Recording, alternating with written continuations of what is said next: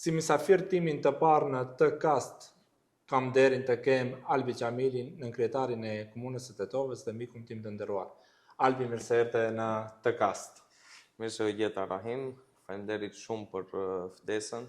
Spari më lejoj që të turoj për këtë podcast, shpresoj se suksesi nuk do të mungoj.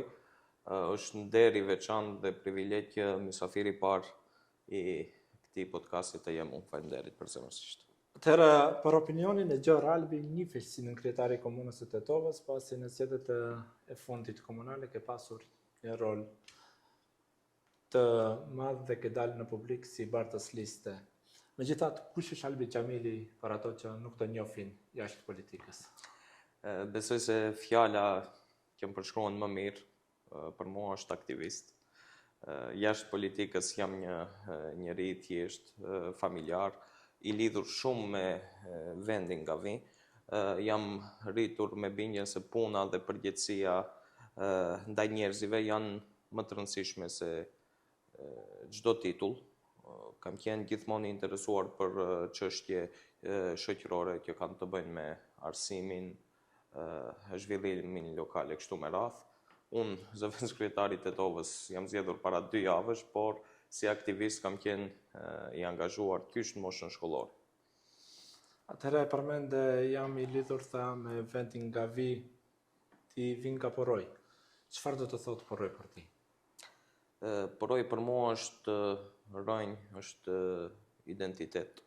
Është vendi ku e mëson herët se çfarë do të thotë të jesh pjesë e një komuniteti, një bashkësie dhe veçanërisht pjesë e një komuniteti siç është Poroj. Aty jam formuar si njeri me vlera të punës, solidaritetit dhe respektit për njëri tjetrit.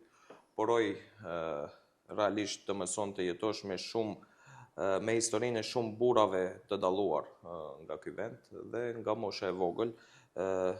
Këto mësime të shoqërojnë gjatë gjithë jetës. Poroj të mëson të jetosh me guximin, trimërinë e Mujdin Aliut, poroj të mëson të jetosh me idealin e Nevzat Halilit, poroj të mëson të jetosh me rezistencën qytetare të banorëve të Porojit që dolën të mbrojnë ligjëratat e para të UT-s në vitin 94, duke lënë gjallë një universitet shqip që ne sot e gëzojmë siç është Universiteti i Tetovës. Atëherë, je i ri, sa ka ndikuar familja jote, domethënë në formimin tënd si individ dhe si politikan? Familja si secili njeri edhe për mua ka pasur ndikimin kryesor në formimin tim. Jam rritur në një ambient ku janë kultivuar vlerat familjare tradicionale, vlerat e ndershmërisë, përkushtimit dhe respektit ndaj njerëzve. Ajo që jam sot pikëpari si njeri, po edhe ndoshta si një figurë politike në ndërtim, janë fal këtij formimi, edukimi familjar. Kur e përmenda familjen, e përmenda me qëllim për arsye se ju jeni edhe nip i Hafez Elmas Efendi Qamilit, i cili në vitin 1994 doli bashkë me xhamatin e xhamis për të mbrojtur Universitetin e Tetovës dhe ligjëratat e para. Çfarë trashëgimi është kjo për ti? Po, atëherë kjo ka qenë një ndër pjesët më të rëndësishme të historisë sonë familjare, jo si diçka për të mburur, por si një përgjegjësi të madhe morale, sepse gjyshi im në atë kohë, Hafez Elmazi, kur u mbajtën ligjëratat e para të UT-s në Poroj, gjithsesi në mektebin e xhamis ku Hafez Elmazi ishte imam, ai doli ishte ditë e premte ku kryente edhe rituali i xhumas, ku ai orientoi xhamatin që të dalë në rezistencë të forcave policore të atëhershme për të mos u ndaluar ligjëratat e para të UT-s dhe ligjëratat të vazhdonin dhe ne, ashtu siç e thash, sot të gëzonim Universitetin e Tetovës. Gjyshi im thiri për një mbrojtje të një të drejtë themelore siç është arsimi në gjuhën shqipe dhe kjo na ka mësuar se ka momente në jetë që duhet dalësh hapur në mbrojtje të një të drejtë pa frikë. Janë histori si kjo, ashtu si që thash më herët, që të mësojnë ca gjëra dhe të shoqërojnë tër jetën, si një ndjenjë përgjegjësie për të ruajtur dhe mos korritur emrin e të parëve tanë, por edhe si rikujtim dhe orientim se si e jetuan jetën ata para nesh, duke vendosur interesin e përgjithshëm prioritet mbi atë personal. Megjithatë, për atë kohë ajo ka qenë një rezistencë shumë e madhe. A ndjen veten si vazhdimsi të rezistencës apo brezit ka brenga tjera? Shif, si frymë është e njëjtë, e ndjej veten si vazhdimsi e një fryme, por betejat tash janë tjera. Secili brezi ka betejat e veta, sot ne nuk luftojmë për hapjen e institucioneve, po sot ne luftojmë për funksionimin e mirëfillt të tyre. Sot ne luftojmë kundër korrupsionit, sot ne luftojmë për progres, zhvillim, mirëqenie dhe ashtu siç thash, besoj fuqishëm se fryma është e njëjtë, por ndryshojnë kohat dhe rrethanat, ndërsa edhe përgjithësia është po e njëjta. Si hiret i politikës? Shif, unë si e mbaj mend vetën time, kam qenë aktivist dhe jam gjetur aktivist kish nga mosha e hershme, kam qenë i angazhuar në çështje shoqërore, çështje qytetare prej në moshën e hershme, edhe shkollës fillore, nga vendlindja nga Kuvi, kam qenë gjithmonë i interesuar të jem i kyçur në organizime që kanë të bëjnë me çështjet shoqërore, por më vonë e kuptova se, si individ mund të kontribosh sa të kontribosh, po për sjellur ndryshimin e vërtet, duhet të jesh bashkë me miq e shok, pjesë e një organizimi që ky ndryshim të vijë dhe të bëhet realitet. Dhe kjo më çoi drejt një alternative të re politike, që do të vijë fal nevojave të qytetarëve, që do të jetë zëri nevojave të qytetarëve, dhe kjo më çoi tek Lëvizja Besa, sot pjesë e saj dhe pjesë e koalicionit Vlen. Megjithatë, si aktivist nuk keni qenë shumë i qetë. Sa herë keni përfunduar në stacionin policor? Po, është e vërtet, kam qenë gjithmonë kritik ndaj keq qeverisjes së pushtetit 20 vjeçar të BDI-s. Kemi organizuar bashkë me shok si pjesë e Forumit Rinor të Lëvizjes Besa, shpeshherë kemi organizuar aksione, aktivitete të ndryshme, kemi shfaqur atë revoltën qytetare dhe besoj se ajo pati sukses, kemi qenë zëri më kritik edhe i pushtetit lokal të BDI-s, po edhe i pushtetit qendror, dhe sot ndoshta edhe fal atij aktivizmi, sot BDI-n si në pushtet lokal, ashtu edhe në pushtet qendror e ke në opozit. Nuk më tregove sa herë ke përfunduar në stacionin policor? Nuk e mbaj mend shpesh herë, po çdo herë që përfundoja në stacion policor, u motivohesha sa më shumë për të qenë më kritik ndaj atij pushteti dhe më motivonte më shumë që t'i shërbej kësaj kauze.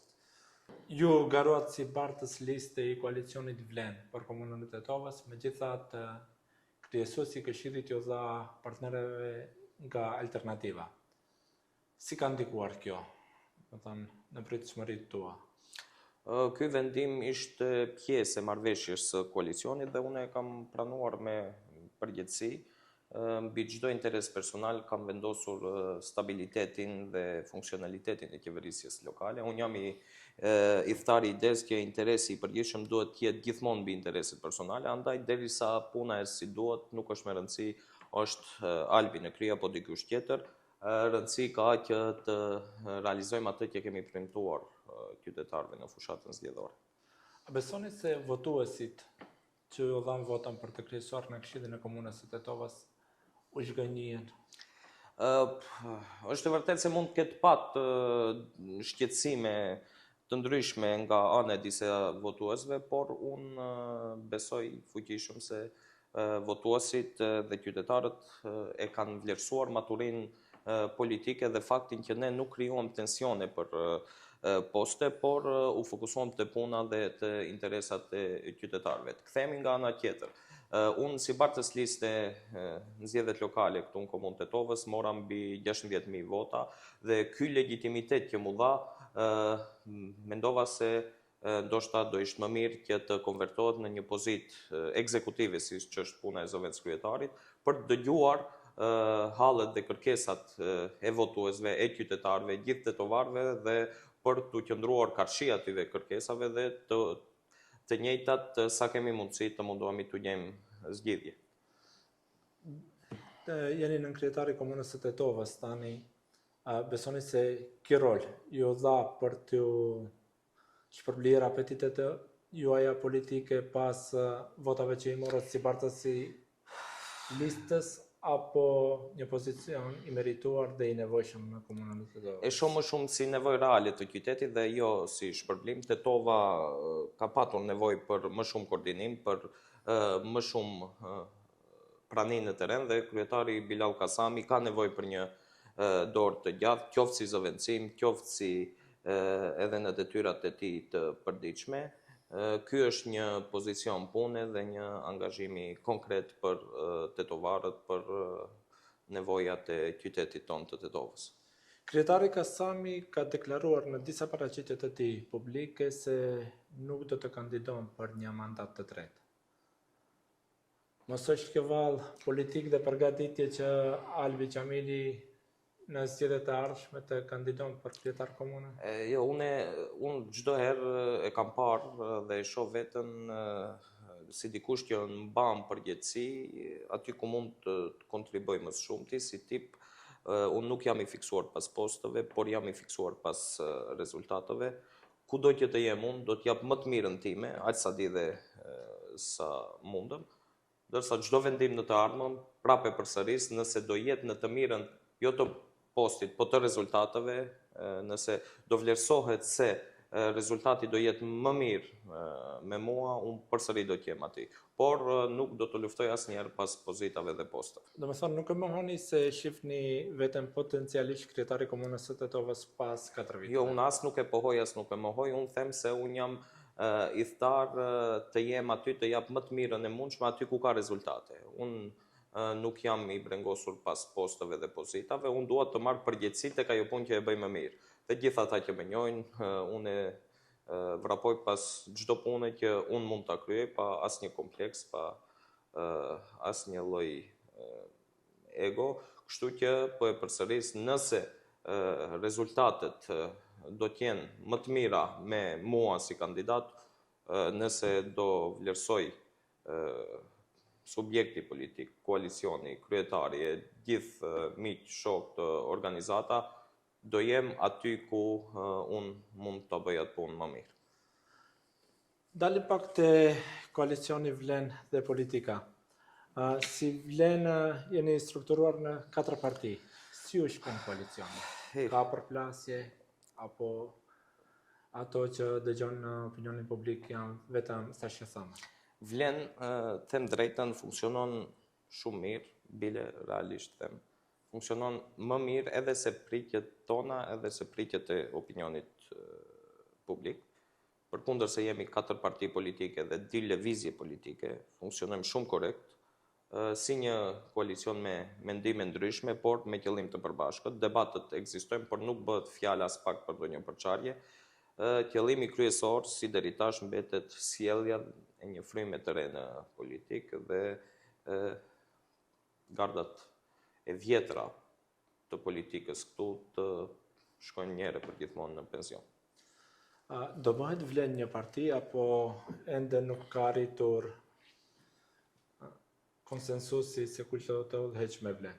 Kjo është një çështje që po diskutohet vazhdimisht në organet tona të brendshme. Vlen në zgjedhjet e fundit lokale mori një mbështetje të madhe qytetarëve që përkthehet në atë se po qytetarët duan të na shohin bashkë si një subjekt politik. Kjo është duke u diskutuar dhe fuqishëm besoj se çdo vendim që do të marrin organet e Vlen, që do të marrë Vlen, do të jetë reflektimi i kërkesës së qytetarëve, respektivisht shqiptarëve të vendit.